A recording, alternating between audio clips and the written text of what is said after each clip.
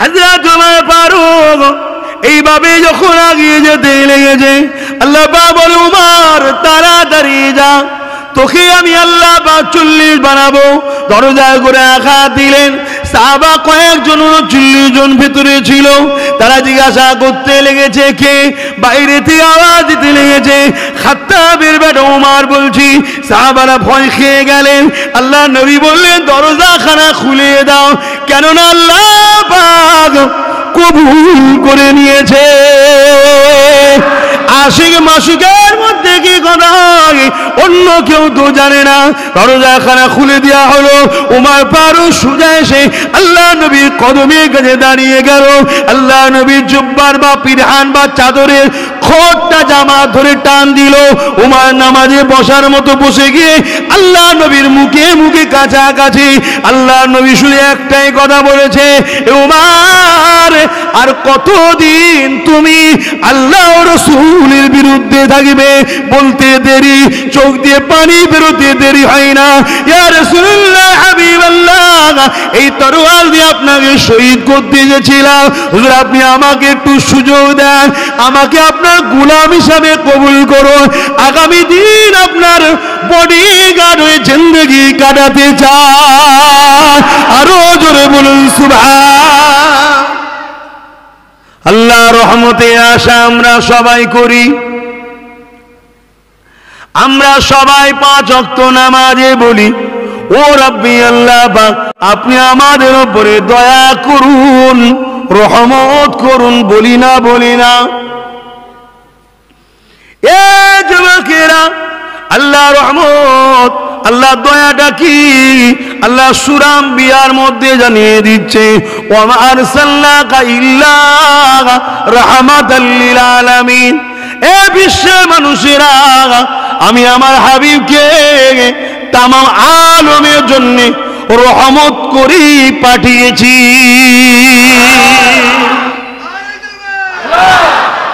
রহমত যদি দরকার হয় তো রহমত করে যাকে পাঠিয়ে তার কাছে যেতে হবে, তার কাছে তো যেতে হবে, তাকে তো পিয়ার করতে হবে। আল্লাহই তো তাকে সম্মান দিয়েছে। এ না জানেরা, এমা নবী বাগে প্রেমিকেরা, আল্লাহ নবী নূহ নবী দা নবীকে মহব্বত করুন, ভালোবাসুন, পিয়ার করুন। সাহাবা হুজুরা কিভাবে মহব্বত করেছে, আল্লাহ নবীকে কিভাবে পিয়ার করেছে, এই শিক্ষা নিজের বাচ্চাদের ঘরে দিন এবং নিজের জীবনে তুমি মহব্বত ভালোবাসা তৈরি করুন। আল্লাহ নবী নূহ নবী দা নবীকে সাহাবারা এইভাবে মানতেন। 1 তারিখ ওমর ফারুক একদিন খলিফা যখন হয়েছে, অর্ধেক পৃথিবীর শাহিনশাহ হয়েছে, অর্ধেক পৃথিবীর হুকমারান হয়েছে, অর্ধেক পৃথিবীর লিডার নেতা হয়েছে, অর্ধেক পৃথিবীর খলিফা হয়েছে, অর্ধেক পৃথিবীর রাজা বাদশা হয়েছে। এই সময় ওমর ফারুক ঘোড়ার পিঠে সওয়ার হয়ে যেতে লেগেছে, সঙ্গে কিছু সাথী ভাইরা রয়েছে। একটা ফাঁকা জায়গা এলো, ওমর ফারুক ওই জায়গাতে মাথাটাকে নত করে দিল, অর্থাৎ ঘোড়ার পিঠে যেতে যেতে সামান্য মাথাটাকে হ্যাট করে নিল, চলে গেল। সাথী ভাইরা দেখতে লাগলো। আবার আসার সময় ঠিক সেম জায়গাতেই ওমর ফারুক আবার মাথাটাকে হ্যাট করে নিল। ঠিক এমন ভাবে হ্যাট করছে, কিছু জিনিস যেন লেগে যাবার ব্যাপার রয়েছে।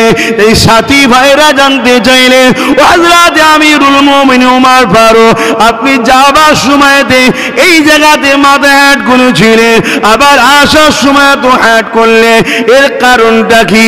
হযরত ওমর ফারুক বলেছিলেন, এই রাস্তা দিয়ে একদিন আল্লাহর নবীর সঙ্গে যাচ্ছিলাম, এই জায়গাতে একটা গাছের ডাল ছিল, আল্লাহ নবী মাথা হ্যাট করেছিলেন, যাতে এমন করে আমরা সাহাবারা পিছনে রয়েছি, আমাদের জন্য রাসূল তো মডেল। এই নবী পাক সেদিন হ্যাট করেছে, আমি ওমর সেদিন থেকে নিয়ে এই রাস্তায় যখনই যাই আমি মাথাটা হেট করে নিই। উদ্দেশ্য গাছের ডাল। রাসূল পাক সাল্লাল্লাহু আলাইহি সাল্লামের সাহাবা হুজুররা পিছনে রয়েছেন, লেগে যাবার ভয় তিনাদের, রাসূলুল্লাহ নয়। খুব ভালো করে বুঝবেন, নবী হচ্ছেন মডেল, শিক্ষার জন্য তিনাকে করতে হয়। আমরা ঘুম থেকে উঠলে আমাদেরকে উজু করতে হয়। রসুল পাক সাল্লাল্লাহু আলাইহি সাল্লাম ঘুম থেকে উঠলে উজু করতে লাগে না, তিনি ঘুম থেকে উঠে ডাইরেক্ট ইমামতির জায়গায় গিয়ে নামাজ পড়িয়েছেন, এরকমও রয়াতে আছে। জোরে বলুন সুবহানাল্লাহ। কেন আমরা ঘুম হলে মওত হয়, আমাদের ঘুমটা হচ্ছে মওত, কোরআনে আছে মওতের সাথে তুলনা হয়েছে, আমাদের ঘুমটা মওতের সাথে। কিন্তু রসুল পাক সাল্লাল্লাহু আলাইহি ওয়াসাল্লাম ঘুমটা অন্তর কিন্তু নবীর ঘুমাই না। জোরে বলুন সুবহানাল্লাহ। কেন ওহী কালেকশন তখন হতে থাকে। কিন্তু নবী পাক সাল্লাল্লাহু আলাইহি ওয়াসাল্লাম আবার উজু করার হুকুম দিয়েছে এবং উজু করা শিখিয়েছে। কেন? আমাদের জন্য। কথা বুঝতে পারছেন? তো ওমর ফারুককে সাহাবারা জিজ্ঞেস করছে, ভাই এখানে তো কাছের ডাল ছিল, তাই হুজুর হ্যাট করেছিলেন। বলছে, শুনুন, হুজুর কেন হ্যাট করেছেন না করেছেন ওটা বড় কথা নয়, আমি গাছও চিনি না, ডালও জানি না, তোমরা বলেছো তাই বলছি। আমি এতটুকু চিনি, মুহাম্মদ রসুলকে চিনি। জোরে বলুন সুবহানাল্লাহ। নবী যা করেছে আমি করব। কিরকম প্রেম দেখুন, কিরকম আদর্শ দেখুন। সেই নবী পাক সাল্লাল্লাহু আলাইহি সাল্লাম তিনি মা বাপকে কত ভালোবেসেছেন, কত সম্মান দিয়েছেন। তিনি তিনার দুধ মাকে ভালোবাসা কিভাবে দিতে হয়, দুনিয়ার মানুষকে মাকে কিভাবে ভালোবাসতে হয়, তিনি দুধ মা দ্বারা আমাদের ঘরে শিক্ষা দিয়েছে। কেন? তিনি তো যখন ছোট ছিলেন, মায়ের পেটে ছিলেন, আব্বাজান চলে গেছে, আর যখন দুনিয়ায় একটু কয়েক বছর হয়েছে মা চলে গেছে। কিন্তু হযরতে দুধমা হালিমা একদিন নবী দরবারে বসে আছেন, সাহাবাদের নিয়ে দিনের প্রচার করছেন। উনি এসেছেন, আল্লাহ নবী উঠলেন, নিজের গায়ের চাদর দিয়ে জায়গাটা পরিষ্কার করে চাদরটা বিছিয়ে দিয়ে দুধমা হালিমাকে বসতে দিয়েছিলেন। জোরে বলুন সুবহানাল্লাহ। দিন দুনিয়ার বাদশাহ, আমার বলতে আপত্তি নাই, দুধমা হালিমার থেকেও মুহাম্মদ রসুলের সম্মান অনেক বড়। জোরে বলুন সুবহানাল্লাহ। এটা আমার তোমার শিক্ষার জন্যে, এটা আমার তোমার শিক্ষার জন্য। দেখো, আমি রসুল হয়ে আমার দুধমা হালিমাকে যদি এত ভালোবাসি, সম্মান করি, পিয়ার করি, স্নেহ করি, তোমরা নিজেদের মাকে কত ভালোবাসবে। এইভাবে রসুল পাক আমাদেরকে শিক্ষা দিয়ে গেছে। আল্লাহ নবীকে চেনেন, মহব্বত করেন, ভালোবাসেন, পিয়ার করেন। তরুণেরা, জিন্দগির মাকসাদ একটাই, আল্লাহ নবীকে পিয়ার করে নিয়ে গে নবী পাকের কদমে নিজেকে গোলাম হিসাবে পরিচয়টা দিয়ে দিবা। আর নবী পাককে আল্লাহ যে জন্য পাঠিয়েছে, তিনার দাস দাসী বান্দা বান্দি গুলোকে আল্লাহ সঙ্গে জুড়ে দিবা। আমি আপনি যদি নবী পাকের কদমে যেতে পারি, নবী পাক আমাকে আপনাকে আল্লাহ পাকের সঙ্গে সম্পর্ক জুড়ে দেবে। হযরত ওমর ফারুকের কথা ভাবুন। হযরত ছিল না, ফারুকও ছিল না, শুধু উমর ছিল। খাত্তাব হুজুরের বেটা উমর ছিল, যে কিনা আমার রাসূলুল্লাহকে শহীদ করার জন্য তরোয়াল নিয়ে রওনা দিয়েছিল। আল্লাহ নবীর কদমে যখন গেলেন, অনেক বড় কথা, যখন এমন করে দারুন নাদওয়াতে মিটিং হয়েছিল, যে জায়গায় মিটিং হয়েছিল ওই জায়গাটার নাম হলো দারুন নাদওয়া। ওই জায়গাতে মিটিং হয়েছিল, কে আসো মুহাম্মদ আরবি সে মুবারককে কেটে নিতে পারবে, তাকে অনেক উট খোরা স্বর্ণ মুদ্রা দেওয়া হবে। এ যুবকেরা, তরুণেরা, বাবেরা, কেন আমার নবীর দুশমনী আবু জেহেল করেছিল? কেন আমার নবীর দুশমনী উতবা সাইবা করেছিল? আমার নবী পাক কি আমল করেছে যে নবী পাকের বিরোধী করেছিল? আল্লাহ নবী, নবী দয়া নবী তো কারো ছেড়ে নাই না, কারো মেরে নাই না, কারো ক্ষতি করেনি, কারো সমালোচনা করেনি, কারোর উপরে জুলুম করেনি। তাও কেন করেছিল? এই জন্য করেছিল, আবু জেহেল উতবা সাইবার লক্ষ্য হলো মানুষগুলোকে কৃতদাস দাসী বানিয়ে রাখা, তাদের গলাতে বেল বানিয়ে নিজেদের হাতে গোলামির জিন্দেগি তৈরি করা। আর আমার নবী পাক ওই মানুষগুলোকে জালিম শাসক আবু জেহেলের হাত থেকে আজাদ করে দিয়ে এক আল্লাহর সঙ্গে সম্পর্ক জুড়েছে। আরো জোরে বলুন সুবহান। এটাই তো রাগ। আমার নবী কি কোনো অন্যায় করেছে? নাউজুবিল্লাহ মিন জালিক। ভাবাই তো, স্বপ্নও যদি কোনোদিন দেখে ফেলে জানতে হবে ইমানের খাতরা হচ্ছে। তারপরে এত রাগ কেন? আবু জেহেল চেয়েছিল কি? একটা সন্ত্রাসের সম্রাট তৈরি করব, যেখানে আমি শাহিনশাহ বাদশা থাকবো, আমার চারা চামটা দিয়ে মানুষের মধ্যে আতঙ্ক তৈরি করে রাখবো।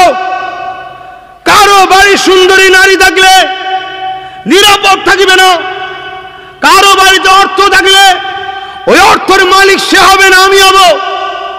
এই যে পৃথিবীর বুকে অন্যায় অরাজকতা, যেটাকে আইয়ামে জাহিলিয়াত বলা হয়, এবং আল্লাহর দাসত্ব ছেড়ে দিয়ে নকল নকল 360টা খোদা তৈরি করে দিয়েছিল, এগুলো তোদের মাবুদ, এগুলো কেমন? আর সে নিজেকে ওই নকল মাবুদের সন্তানও বলতে পারেন, বা অভিভাবক বানিয়ে নিজেকে মানুষের উপরে প্রভুত্বর রাজত্ব চালাতে চেয়েছিল। আর আমার আল্লাহ মুস্তাফা জানে রহমতকে পাঠিয়ে পৃথিবীর বুকে মক্কা থেকে শুরু করেছিল 23টা বছরে তাম পৃথিবীর বুকে সমস্ত অহংকারকে মিটিয়ে দিয়ে, সমস্ত সন্ত্রাসকে মিটিয়ে দিয়ে, সমস্ত জুলুমকে মিটিয়ে দিয়ে, সমস্ত অন্যায়কে মিটিয়ে দিয়ে তাম পৃথিবীতে ইনসাফ ইনসানিয়াত ন্যায় সাম্য প্রতিষ্ঠিত করে দিয়েছে। জোরে বলুন সুবহানাল্লাহ। কি হয়েছিল বদরে? আল্লাহ নবী যখন জানে দুশ্মন হয়ে গেল, হযরত ওমর ফারুককে যখন পাঠিয়ে দিল, যাও তুমি যদি মোহাম্মদ রসুলের শান মুবারককে নিয়ে আসতে পারো, তোমাকে অনেক উটনি দেওয়া হবে, অনেক ঘোড়া দেওয়া হবে, সৈন্যদানা দেওয়া হবে, অনেক বড় কথা আপনারা সবই জানেন। স্মরণ করিয়ে দিই, ওমর ফারুক মিটিংয়ে বলে যাচ্ছে তোমরা তৈরি হও। 39 জন তখন কলেমা পড়েছে। আমি উমার খাত্তাবের বেটা যাচ্ছি, 40 আর হতে দেব না, 39টাই রয়ে যাবে। এই জমিন থেকে মুহাম্মাদের নাম মিটে যাবে, মুহাম্মাদের শের মুবারক কেনে দেওয়া হবে, আর কেউ কলেমা পড়া থাকবে না। এই বলে উমার যখন যায়, আমার রাসূলুল্লাহ ওদিকে দোয়া চায়, আয় আল্লাহ, হয় আবু জেহেল নাই উমার, দুজনের মধ্যে একজনকে আমি রসুলের কাছে এনে দিই। আর কানেকশন হয়ে গেছে। আমার আল্লাহ জানাচ্ছে, উমার দেরি করিসনি, তাড়াতাড়ি যা, তাড়াতাড়ি যা, তাড়াতাড়ি যা। তুই চ্যালেঞ্জ দিয়েছিস 39 থেকে 40 হবে না, আর আমি আল্লাহ উমার তোকে 40 বানিয়ে দেব। আরো জোরে বলুন সুবহান।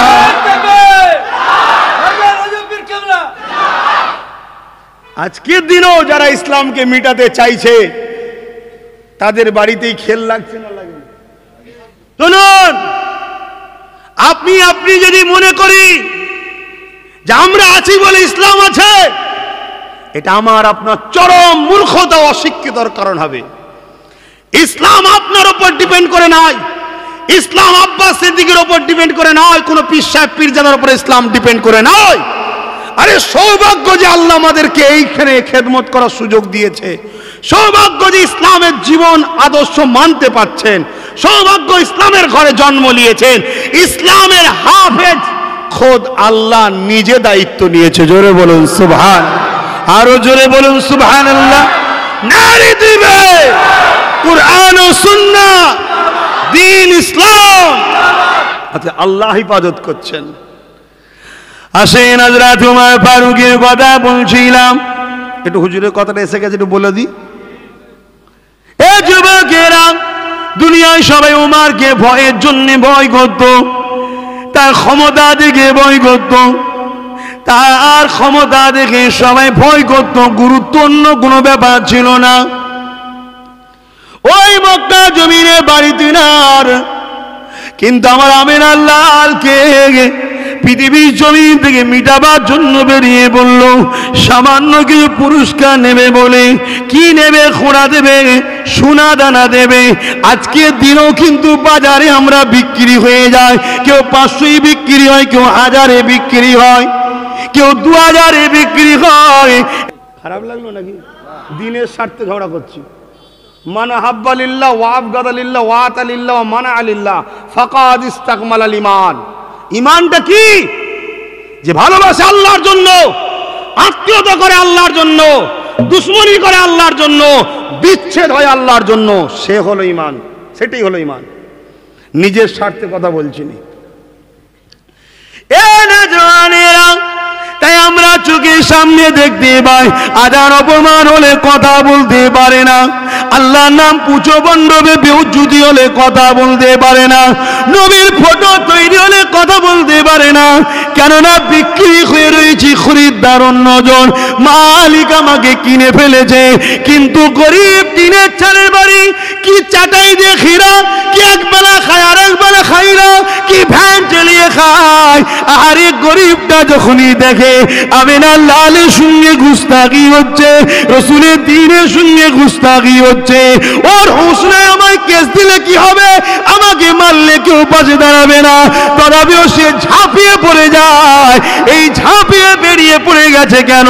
কেননা ও দুনিয়ার কোনো তাগুত জালিমের কাছে নিজেকে বিক্রি করেনি, ও বিক্রি করে দিয়েছে ওই সবুজ গম্বুজলার মালিক আল্লাহর হাবিবের কাছে বিক্রি হয়েছে।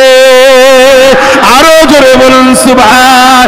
এই যুবকেরা, এই যুবকগুলোর জন্য বলে দিয়ে যায়, এই মানুষগুলোর জন্য বলে দিয়ে যায়, দুনিয়ার বাজারে তুমি আমি যদি বিক্রি হয়ে যায়, কিছুদিনের জন্য হয়তো চক্ষু সম্মান পাবে, কিছুদিনের জন্য হয়তো চক্ষু একটু মর্যাদা পাবে, কিন্তু দুনিয়ার বাজার তোমাকে বরবাদ করে দেবে, দুনিয়ার বাজার তোমাকে উলঙ্গ বিহায়া বানিয়ে দেবে, দুনিয়ার বাজার তোমাকে জান্নাত পর্যন্ত নিয়ে যাবে।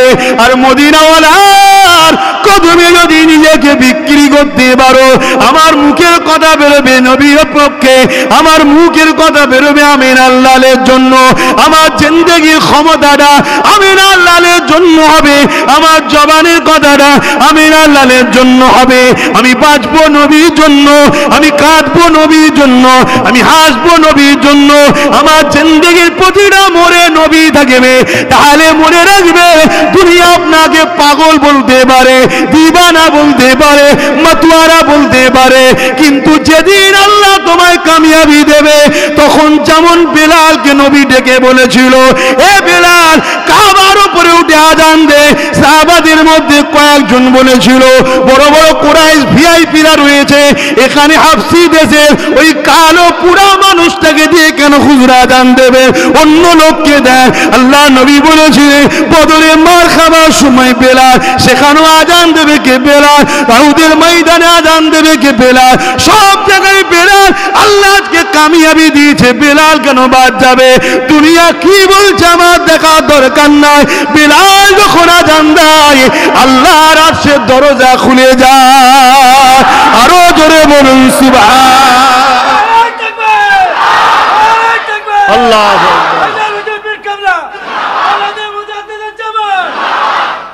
আজ আমরা ওয়াজ করলে, নবীর সঙ্গে প্রেমের সম্পর্ক জুড়লে, জুয়া গান বাজনা জেনা টিভি ব্যভিচারী দুনিয়ার এই ভণ্ডমি থেকে যদি দূরে ফিরে আসার কথা তোমাদেরকে বলি, আবার টিভিতে আমাদের নিয়ে ডিবেট হবে, কঠোর মৌলী সাহেব, মোল্লা সাহেব, কঠোর অনেক কিছু বলা হবে, হয় না? হয় না? আরে কে কি পাগলের মতো বকছে দেখার সময় আছে? হ্যাঁ, দুনিয়া বলেই গেছে, আগেও বলেছে, আজও বলছে, ঠিক না বে ঠিক? হ্যাঁ, আমি এতটুকু জানি, আমিন আল্লাহর গোলাম মানে ইনসাফ, ইনসানিয়াত, মানবতা, সভ্যতা, প্রেম, সহযোগিতা, এটাই তো আমার রসুল শিখিয়েছে। জোরে বলুন সুবহানাল্লাহ। দুনিয়া কি বলছে আমার দেখে লাভ আছে? অসুবিধা হচ্ছে আমার আব্বাজানদের, আমার ভাইদের অসুবিধা হচ্ছে, জিন্দেগি আমার রসুলের করুন। আমি বেশি খুলে বলবো না, ভেতর বাইরে সবাই তো আমার দুশ্মন হয়ে গেছে, আজও আছে। আল্লাহর শকর নত করতে পেরেছে? বলুন পেরেছে? কেন পারেনি? আমি একটা জিনিস বুঝি, আমি হকের পক্ষে, অর্থাৎ আল্লাহ ও রসুলের পক্ষে। তাই হাজারো চেষ্টাই না করলেও পারবে না, আগামী তো পারবে না। এটা হাকিকাত, এটা হাকিকাত। বদরের ময়দানে দুটো ছোট্ট ছোট্ট বাচ্চা এসে মাকে কি বলেছিল? মা, মদিনার নবাবিতে সব বুড়ো বুড়ো মানুষগুলো দেখছি, নবীর বুড়ো সাহাবীরা রয়েছে, কোথায় গেল সেই জন যুবক সাহাবীরা? আল্লাহ নবীর দুটো ছোট্ট ছোট্ট বাচ্চা ছেলের কথা, সাহাবীর কথা শুনে তার মা বলেছিল, বাবা তোমরা জানো না কি আম্মা? ওই যে আবু জেহেল 450 কিলোমিটার কম বেশি দূর মক্কা থেকে এসে মদিনার উপরে হামলা করবে বলে ষড়যন্ত্র করেছে। তাই তোমার আমার নেতা যুবক সাহাবাদের নিয়ে মদিনাবাসীর ইজ্জত আবরু, মদিনাবাসীর মা বেটিদের ইজ্জত আবরু, মদিনাবাসীর ইনসাফ অধিকারকে বাঁচাবার জন্য তোমার রসুল মদিনার বর্ডারে বদর নামক স্থানে চলে গেছে। এই দুটো ছেলে কি বলেছিল? মা, দুটো ছোট ছোট ছুরি পাওয়া যাবে? বড়দের বড় বড় ছুরি তরোয়াল হয়, দুটো ছোট ছোট। ওই সময়ে মা বলছে, কেন বাবা? ওই দুটো বাচ্চা বলছে, মা, মুহাম্মাদের দুশমনের বিরুদ্ধে আমরা লড়বো। জোরে বলুন। তোমার আমার ঘরের বাচ্চা যদি আজ বলে আব্বাস সিদ্দিকীর কাছে যাব, কেন? আব্বাস সিদ্দিকী হকের পক্ষে কথা বলে।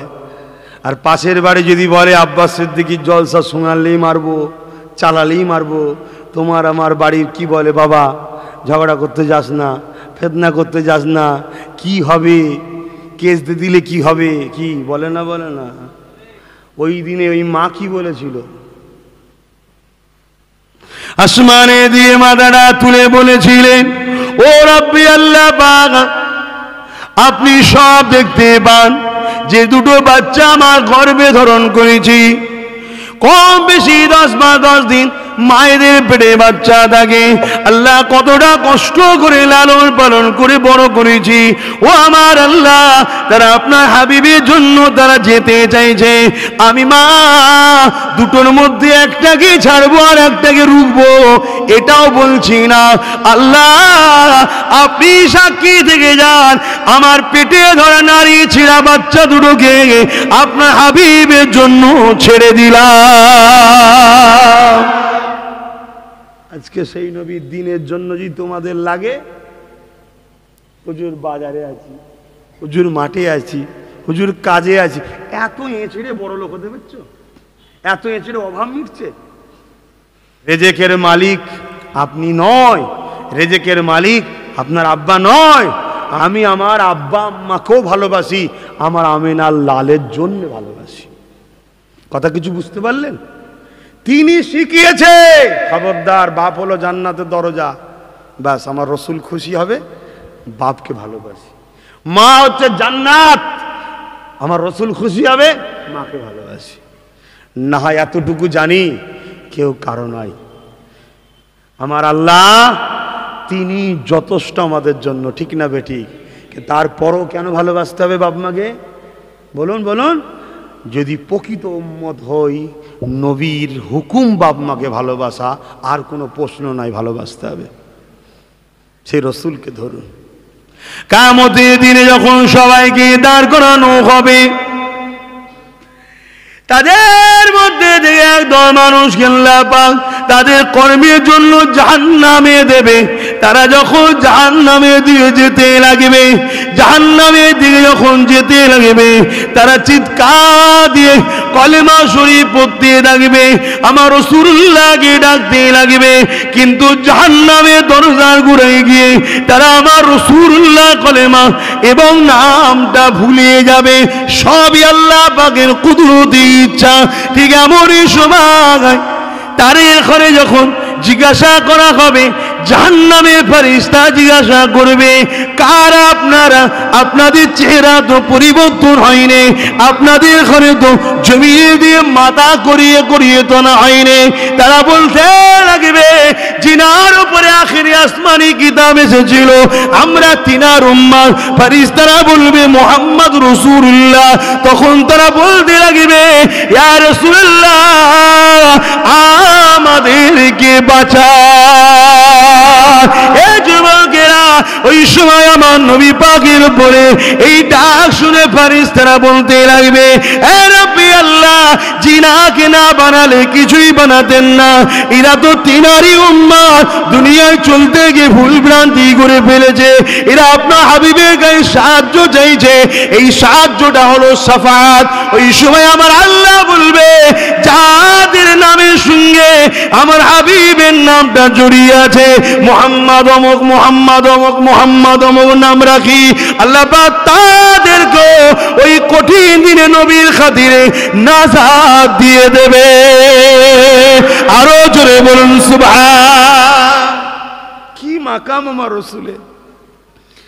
সেই নবীকে ভালোবাসুন, সেই নবীকে মহব্বত করুন, পিয়ার করুন। আমি এটাই বুঝাতে চাইছি, आंखों का तारा नामे मोहम्मद, दिल का उजाला या चैन नामे मोहम्मद। जोरे बोलुन सुभान अल्लाह। दिल यदि कष्ट पाয়, অনেক কিছু করে ঘুরতে গিয়ে আর খেয়ে অনেকে, তাও শান্তি হচ্ছে না, হবার নয় ভাই। এই দিলকে যদি শান্তি দিতে চান, মোহাম্মদ রসুলের উপর দরুদ পড়ুন, দিল শান্তি পাবে। জোরে বলুন সুবহান। হযরত উমর ফারুকের কথা বলছিলাম।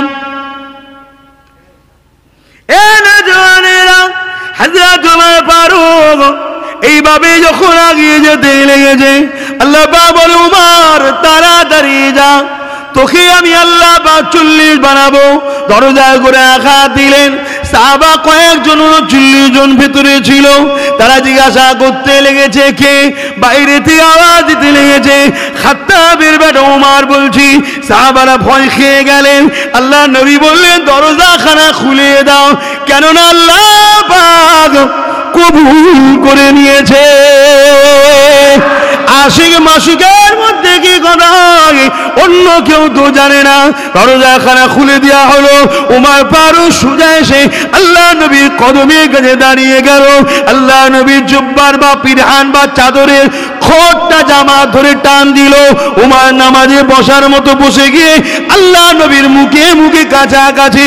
আল্লাহ নবী শুনে একটাই কথা বলেছে, উমর আর কতদিন তুমি আল্লাহ রাসূলের বিরুদ্ধে থাকবে? বলতে দেরি, চোখ দিয়ে পানি বেরোতে দেরি হয় না। ইয়া রাসূলুল্লাহ, হাবিবাল্লাহ, এই তরোয়াল দিয়ে আপনাকে শহীদ করতে গেছিলাম। হুজুর আপনি আমাকে একটু সুযোগ দেন, আমাকে আপনার গোলাম হিসাবে কবুল করুন। আগামী দিন আপনার বডিগার্ড হয়ে জিন্দেগি কাটাতে চাই। আরো জোরে বলুন সুবহান। আবার বডিগার্ড বলেছি বলে যেন সমালোচনা করবেন না, তাই ভাষাটা আপনারা বুঝবেন সেটা বললাম। কেন উমর ফারুক সারা জীবন রসুলের গার্ড হয়েছিল। একদিন সাহাবারা জিজ্ঞেস করেছিল, ভাই উমর, তুমি খুব কড়া মানুষ। আমাকেও অনেকে বলে আপনি খুব রাগী, আপনার সঙ্গে কথা বলতে ভয় লাগে। অনেকে বলে, হ্যাঁ রা ভাই আমি রাগী। যারা মেসেজ জিজ্ঞেস করো, কিন্তু অন্যায় দেখলে ছাড়িনি। সে যত আমার খাতিরের লোক হোক, প্রতি বছর দাওয়াত করলে সে খানা খাওয়ালেও তাকেও ছাড়িনি। কি গো, ছেড়ে দেওয়া কি উচিত? তাকে তো আরো বেশি বলা দরকার, কেন আমাকে আরো বেশি ভালোবাসে, অন্যায় করলে বলতে হবে না? তো উমর ফারুক হুজুরকে যখন জিজ্ঞেস করা হয়েছে, উমর ফারুক হুজুর বলেছিলেন, শোনো, আমি লোককে রসুল পাক সাল্লাল্লাহু আলাইহি ওয়াসাল্লামের কাছে আসতে দিই না, মানে যাতে রসুল ঠেলে দিই, সরিয়ে দিই, তোমরা মনে করো আমি রাগী না। আমি চাই না আমার মাহবুবের শরীরে কারো টাচ হয়ে যে সে না ধ্বংস হয়ে যায়। কথা বুঝে আসছে? আর আমি তাই করি, আমার জন্য করিনি, আমার রাসূলুল্লাহর জন্য করি। জুড়ে বলুন সুবহানাল্লাহ। অতএব নবীর জন্য কট্টর হওয়াটা ওমর ফারুকের গুণ। রসুলের কদমে আসলেন, হজরত হলো, ফারুক হলো, অর্ধেক পৃথিবীর শাহিনশাহ হলো। আবার নবী বললেন যে আমার পরে তো নবী আর আসবে না। যদি আল্লাহ পাঠাতো, উমরের মধ্যে নবী হওয়ার বৈশিষ্ট্য আল্লাহ দেখাচ্ছে, কিন্তু আসবে না যখন, ক্লোজ। কথা কিছু বুঝতে পারছে? তাহলে রসুলের কদমে এসে উমর ফারুকের দাম কত বাড়লো বুঝতে পারছেন? কেন? রসুলে পাক সাল্লাল্লাহু আলাইহি ওয়াসাল্লামের হয়েছে। আপনারাও নবীর হন, কামিয়াবি আল্লাহ দেবে। উমর ফারুক হুজুরের গোলামের খাতাও তো নাম হয়ে জান্নাত যেতে পারবেন। তৈরি হন। আমি বলছি না যে প্রত্যেকটা যুবক কাল থেকে কাজ কাম সব বন্ধ করে দিয়ে মসজিদে ঢুকে তসবিহ পড়ে আল্লাহ আল্লাহ করো না, এর নামও শুধু ইসলাম নয়। ব্যবসা বাণিজ্য করতে হবে তারও নাম ইসলাম, সংসার করতে হবে তারও নাম ইসলাম, মা বাপকে ভালোবাসতে হবে তারও নাম ইসলাম। কথা বুঝে আসছে? আর এটা শুনে রেখে দাও, অনেকে বাইরে বাইরে দান করলে মনে হয় মসজিদ মাদ্রাসা দান করলে সব বেশি হয় মনে করে মসজিদ মাদ্রাসায় অনেক বেশি বেশি দান করতে চায়, বাপ মার পিছনে খরচ করতে চায় না। অনেকে আছে, শোনো, সব থেকে বেশি বাপ মার পিছনে খরচ করলে নেকি আল্লাহ বেশি দেয়। জোরে বলুন সুবহানাল্লাহ। এটা মনে রেখে দিও। মসজিদে 50,000 1 লাখ দিয়ে দিচ্ছে আর বাপ মার বেলায় টাকা বার করতে চাই না। অনেক এরকম আছে না? নাই? খবরদার নয়, মসজিদে দাও, কিন্তু তার থেকে বেশি তুমি সওয়াব ও আল্লাহ রসুলকে যদি খুশি করতে চাও সেটা হলো বাপ মার পিছনে খরচ করো। বাপ মার পিছনে খরচ করলে আল্লাহ বেশি খুশি হয়। জোরে বলুন সুবহানাল্লাহ। আল্লাহ নবী কত সুন্দর সিস্টেম আমাদেরকে দিয়ে গেছে। এ নজরেরা, এ নবী পাকের প্রেমিকেরা, সেই নবী পাকের আদর্শে জীবন করুন। বাড়ালেও হবে না, কমালেও হবে না, দুনিয়ার কাউকে মডেল বানালে হবে না, আমার রাসূলুল্লাহকে মডেল বানান। আমি আব্বাস সিদ্দিক আগেও বলেছি, আজও বলছি, আমাকে একবার নয় 1000 বার পরীক্ষা করুন, আরো পরীক্ষা করুন।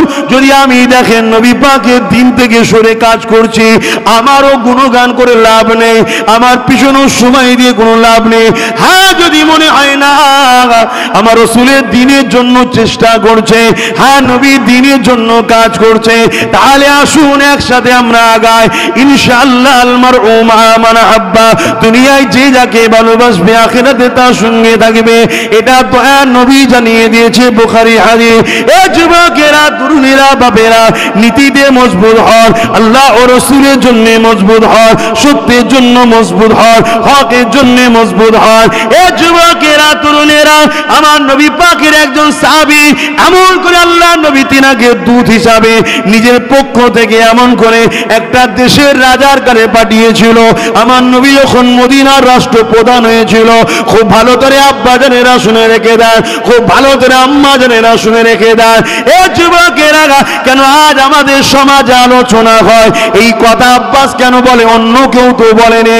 আপনার মসজিদে একজন ইমাম ছিল, প্রতিদিন মাগরিবের সময় সূরা রহমান পড়ে, কোনো কারণে অন্য একটা ইমাম এসেছে, সে যদি মাগরিবের সময় সূরা 3 পড়ে, সে কোনো অন্যায় করেনি, অন্যায় করেনি, প্রয়োজন ছিল তিনি রহমান পড়িয়েছে, আজকে ইনি 3 পড়ছে, কোরআন থেকেই তো পড়ছে।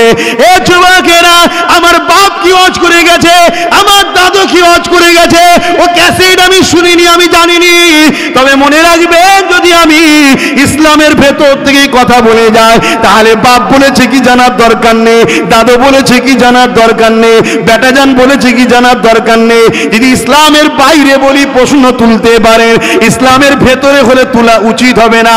কেন? পরিস্থিতির শিকার হয়ে এই সমাজকে নবীর সঙ্গে জুড়তে গেলে অনেক রকম মডেল তৈরি করতে হয়। আগে এত ঝিকঝাক আলো ছিল না, আগে সামান্য হ্যাচাক লাইট দিয়ে, গ্যাস লাইট দিলে লাখ লাখ চোখ চলে আসতো, এখন এত লাইট দিয়ে লোক আসে নে, তাই ছেলেরা আর একটু লাইটিং করছে। যদি কিছু ছেলে লাইটিং দেখার বাহানায় এসে যায়, আর এখান থেকে আব্বাস যদি ডাকে, এ আমার যুবকেরা আসো না গো, আমার নেতার দুটো কথা শুনে যাও না গো, একবার লাইটিং দেখলে ওরা যদি নবীর এই জান্নাতের বাগানে ঢুকে যায়, হতে পারে আল্লাহ তো দয়ালু, তাকেও আমাদের সঙ্গে শামিল করে নিতে পারে। আরো জোরে বলুন সুবহান। অতএব পরিস্থিতির সাথে সাথে মডেলকেও চেঞ্জ করতে হয়, ঠিক না বেঠিক গো? মূল জায়গাটা ঠিক আছে, বাপও আপনাকে নবীর সাথে জুড়তে চেয়েছে, দাদু নবীর সাথে জুড়তে চেয়েছে, জবানার মুজাদ্দিদও নবীর সাথে জুড়তে চেয়েছে, শুধু চলার রাস্তাটা একটু একটু চেঞ্জ করতে হয়েছে। কেন? 25 বছর ছাড়া ছাড়া মানুষের মেন্টালিটি চেঞ্জ হয়। শুনে রেখে দেন, আমি আমার কথা বলছি, আমরা যখন ছোট ছিলাম সারাদিন খেলতাম, সারাদিন খেলতাম, রোদে পিছনের এই চুলগুলো লাল হয়ে গিয়েছিল, সারাদিন খেলা। আর এখনকার ছেলেরা ছোট্ট বাচ্চা থেকে বলুন কি করে সারাদিন। তাহলে মেন্টালিটি কোথায় গেছে দেখছেন। এখন যদি বলি মোবাইলে ওয়াজ দেবো না, তাহলে ও অন্য কারো শুনবে বা গান শুনবে। তাহলে এখন আমার দেখছি বাচ্চা যখন সারাদিন মোবাইল হাতে আছে, মোবাইলেই ওয়াজটাকে ঢুকাতে হবে। ওর সামনে যেন খুললি ওয়াজ আসে, শুনুক, শুনতে শুনতে শুনতে যদি নবীর প্রেমে পড়ে। উদ্দেশ্যটা কি আমি বুঝাতে পারছি তো নাকি? খুব ভালো তারে বুঝুন। পরিস্থিতির শিকার হচ্ছে আমরা। ঘরে ভাত না থাকলে, চাল না থাকলে, ইনকাম না থাকলে মসজিদে গিয়েও ভালো লাগবে না।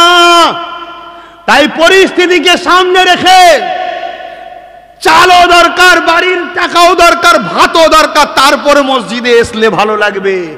তাই আমাদেরকেও ভাবতে হচ্ছে কি করে আমার কমের বাড়িতে উন্নতি হবে, কি করে আমার কমের বাড়িতে চাল থাকবে, ভাত থাকবে, ইজ্জত থাকবে, সেটাও ভাবতে বাধ্য হয়েছি। তাই আব্বাস সিদ্দিকী ভেবেছে, বুঝিয়েছে। এই নিয়ে সমালোচনা করার কোনো দরকার নেই।